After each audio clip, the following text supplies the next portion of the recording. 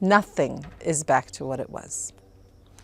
The war is maybe officially over, but anyone that lives in this area can hear that the war is continuing. We're not over the situation. It's still happening. It will continue to happen. We are all, how shall I put it in not too blunt, we're all scratched in the head. We're all walking around with PTSD, and we're all licking our wounds. We still need the help. The people here are hurt. I took on this role after the 7th. I had nothing to do with this job before. Noah from Shitim called me up and said, I'm here to help and guide you. And I said, I don't know what I'm doing. Everyone is in a different emotional state. Everyone is in trauma. And no one cares about Pesach, and no one cares about Purim, and no one feels like celebrating. That was the reality for the first 2 years. Like, Noah was with me and has been with me patiently, just guiding me along and trying to figure out how do we create holidays, and how do we create memories, and how do we create new traditions based on old traditions. Who are we now?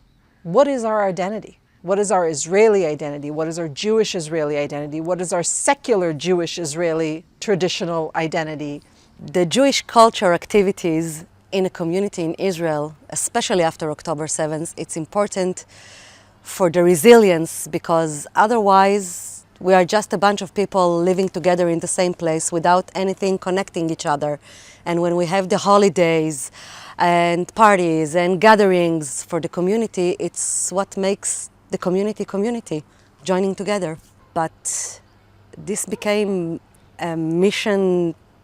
We didn't have a moment of, let's say, quiet, because we have to fill everything with doing, with purpose. Otherwise, everybody is dwelling with their own thoughts, and not always good. We wanted to do something for the community and by the community. It's a place to people to come together and to see each other and to support each other and to be a part of the community. The idea came before October 7th, and after we had a meeting with Tzuma Chatshuv and with Simcha, and it was an opportunity to bring it back to life and to make it happen. And it's something that brings the community together, and it's even more important now than then. What Tzuma Chatshuv has done is that they're there just for me. How do you help me figure out what we can do? What is within our capabilities to do? And how do I use this beautiful tool of archives and editors and historical research and references to bring that into something that could be very simple, like a Tu B'Shvat Seder.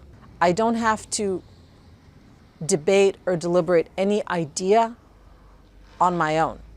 I am not alone in this process, because the cultural director of a kibbutz is the primary lifeline of the resilience of the kibbutz. It's not a coincidence that we're having the art exhibition in Passover, because it's a holiday that represents freedom. Because really, after what we've been through on October 7th, we thought that art is a great way to process what we've been through. It's a way to show our personal story. It's a way to show our collective story. And even if you're not an artist and you don't have an artsy and a way to show your what you've been through, when you see it, you feel it. My job would have been much, much, much harder and sometimes impossible if I didn't have Noah from Shitim with me. Really. Because so often I said, I don't know what we want. I don't know what we need. And she helped. She said, this is what we're doing. How about you try this? And then I tried it. And then the community came back and said, that was amazing. Thank you.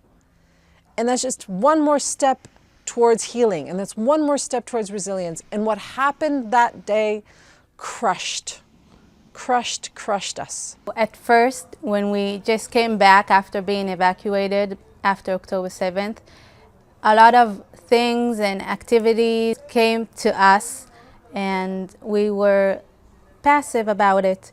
And now we can be active and we can act for the community, and people from the kibbutz can do stuff for the kibbutz and for the community. And I think this is the most healing thing that we can do. The cultural activities of this community is based on volunteers from the community that are building, that are acting, that are reading in ceremonies. It's all for the community, by the community, and with the community. I'm an artist, yeah, and my tool is art. Everyone here has a different tool, and it's something that they bring to the table, and this is how we rehabilitate, and this is what I have to bring.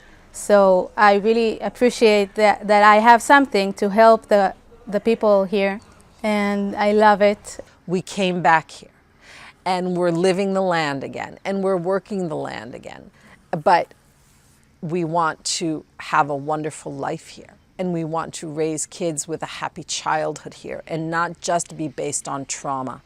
When people came and helped us in those beginning weeks and months, we kept saying to them, stay with us, don't leave, because this is a marathon and not a sprint. And our work is only beginning.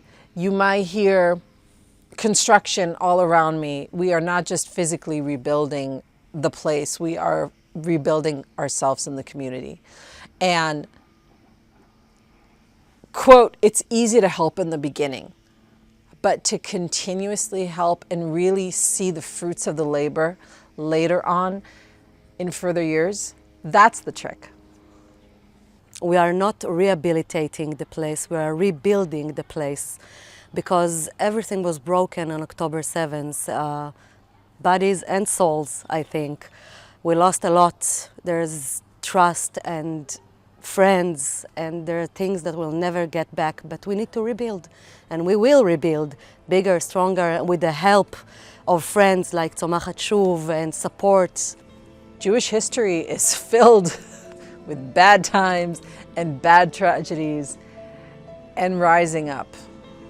And I think it would be interesting for you all to be part of the process on how we rise up again.